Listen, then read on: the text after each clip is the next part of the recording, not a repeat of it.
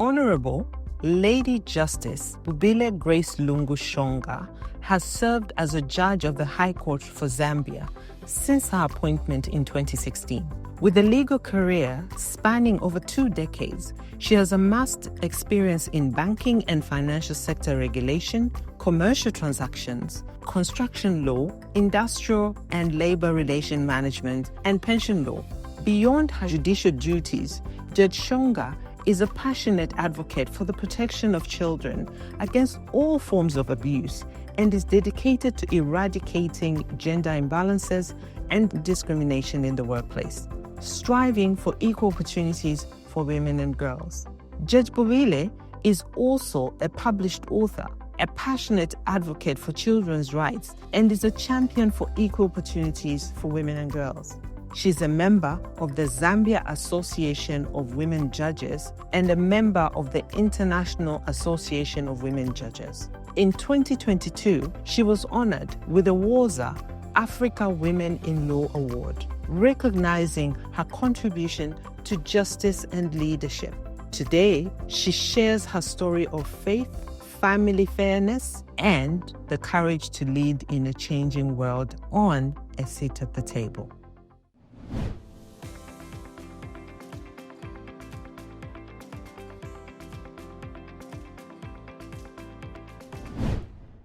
Wow. Growing up in a big family is actually like a boot camp. The lessons you learn from there, I think I would say about 7 critical ones. One, developing communication skills, strong communication skills. That means effective communication as well as assertiveness. When you're in a big family, you're all struggling for attention. And so you have to learn how to put your point across. The second, I would say, is adapting to different perspectives. In a big family, you often have different values, different interests. You see things differently, and your way is not always the right way. So you learn to hear other people, and they often let you speak as well. I would also say you learn to appreciate the value of community as well as teamwork, collaboration. When we were growing up, we all had different chores. Some cooked, some cleaned, and if you don't do your part, then the household doesn't work. So you learn to value teamwork. You also learn, you develop a good work culture, because if you don't do your part, you might affect your sibling. And you need all those skills. So having a very good work ethic, also diversity. In a big family, you have the elder, you have the younger, you have the brothers, you have the sisters.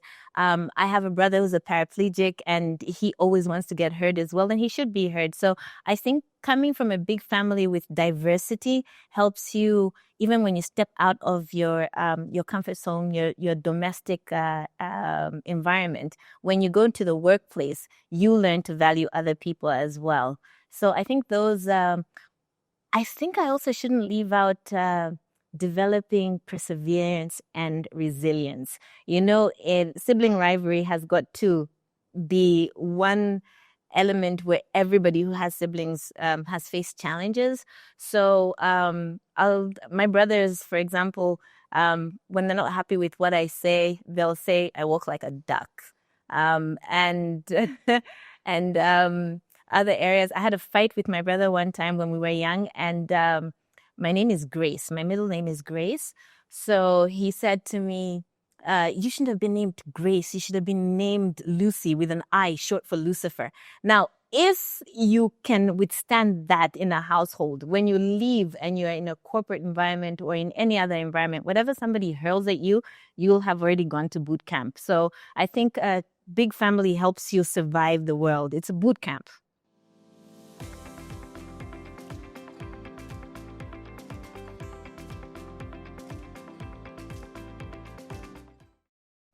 It's a combination. It was spoken into me. I was named after my grandmother, and she too grew up in a large family. And I understand that she always would be the mediator between fights in her family. And so when I was born, my aunts would say, "Oh, you're going to be a lawyer and you're going to be mediate, just like the owner of your name." So I think that was fed into me. And then I have a passion for justice. I like being heard. I like fighting for the voiceless. And so I think a combination of it being spoken over me and then taking it on and complementing with my passion for access to justice and for speaking for the voiceless.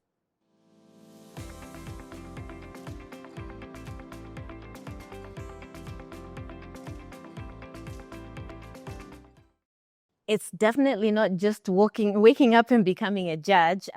Well, academically, you will have to have your law degree, which is 4 or 5 years, depending on where you are.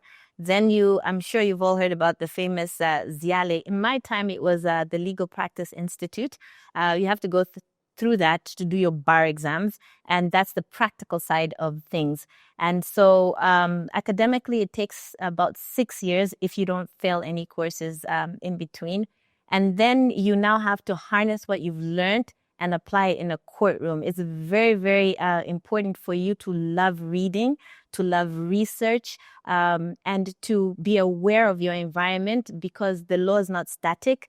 The environment changes, and the law usually follows what the environment, the ecosystem. So you have to be astute. You have to be intelligent, both emotionally and intellectually. So it's not easy. It's not easy, but with passion, you can do anything.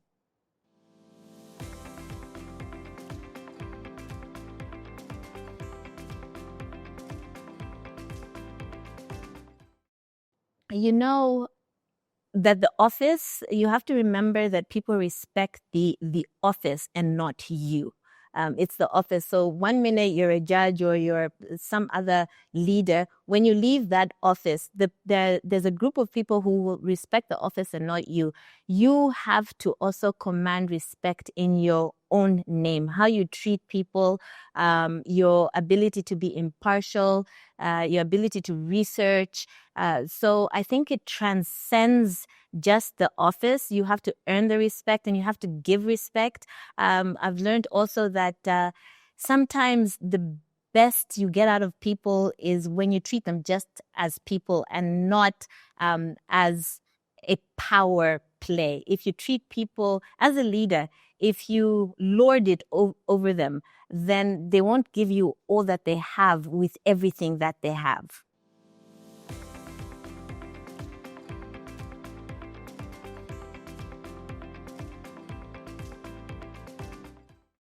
I grew up in a very traditional home where I think women were respected, but I think respected for their softer skills. You know, you can wash, you can cook, you can look pretty, and not so much their opinions.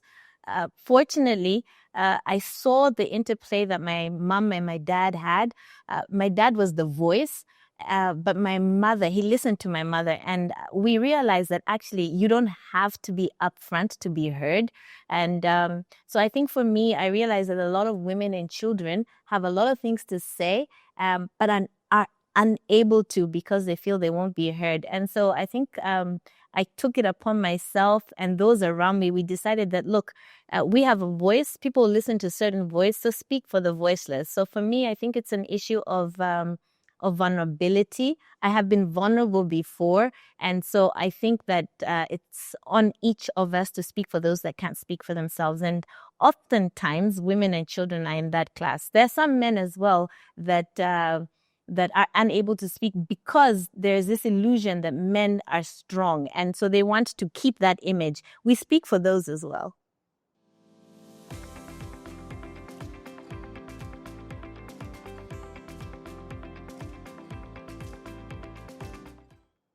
I would have to say the knowledge that most things are transient.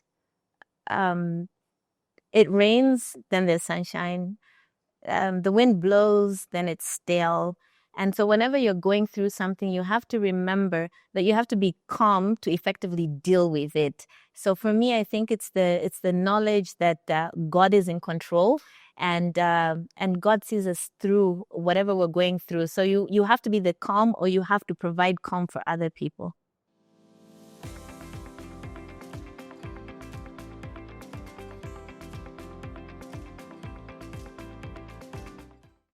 Woza. Woza is a Zulu word which means come.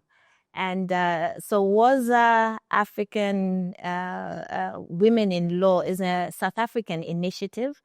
And it is a platform that celebrates women in the law. So it was such an honor and a privilege to be recognized, because I was recognized for the work that I'm doing with children, and the sensitization, and that recognition encouraged me to say that it's bigger than me. It's bigger than Zambia. It's an international a fight. Internationally, globally, children all over the world are vulnerable, and unfortunately there's abuse, and often they're abused by people in their circle. So to get that recognition and that encouragement for me was a reminder. Nelson Mandela said something to the effect that there's no I, right, in the we. We have to celebrate the community that helps us get to where we are, that is responsible for the success. I can't remember the exact quote, but he was focusing in on community. And the fact that you're celebrated internationally shows that it's not just you, but you've got people that you pass on the baton to, they recognize you, and you all together inspire other people. Which brings me to the element of what would I say for to the young women out there. I was born in Lundazi. I was born in a village. And there's so many stories that we've heard of people who've come from an environment where it is not expected that you would be where I am today.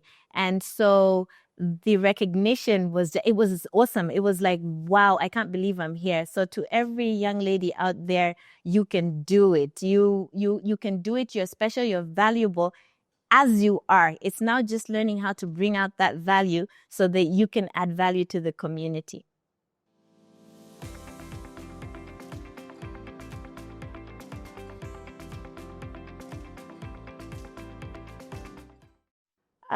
I'd have to start. One of my favorite lines is quality over time.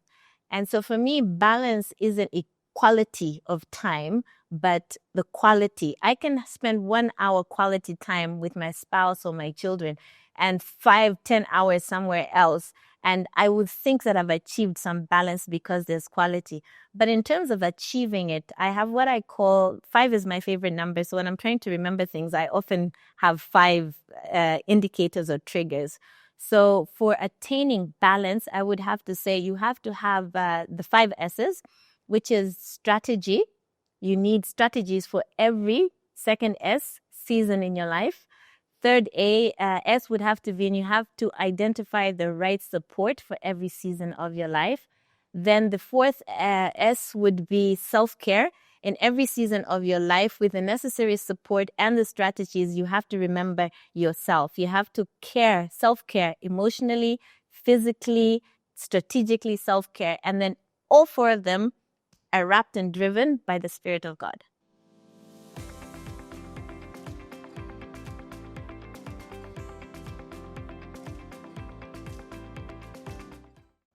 Women, there is a fallacy out there that women don't support each other. And so being a part of an organization like the Zambia Association of Women Judges, the International Association of Women Judges, When Females Lead, CUPES, there's so many organizations which show that women actually work together. We bring different perspectives from different industries, from different strengths. And earlier on, I talked about how in a family you learn to value collaboration and community. And that's what those organizations do, where the days are gone where we say women don't support each other. We support each other. We learn from each other. We grow together. You rise, I rise.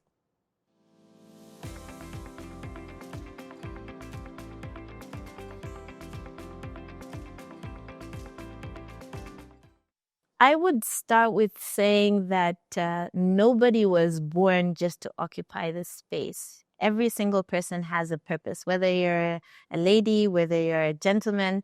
And so there's value in it.